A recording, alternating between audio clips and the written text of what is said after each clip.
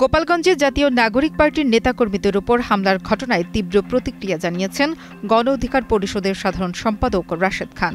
তিনি বলেন, গোপালগঞ্জের আওয়ামী সন্ত্রাসীদের কোনো ছাড় দেওয়া হবে না।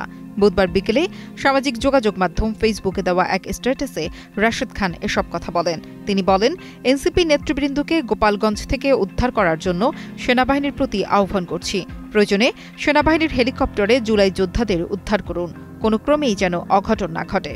তিনি বলেন, প্রশাসনের সর্বোচ্চ শক্তি ব্যবহার করে সন্ত্রাসীদের প্রতিহত করা হোক। গোপালগঞ্জের আওয়ামী সন্ত্রাসীদের কোনো ছাড় দেওয়া হবে না।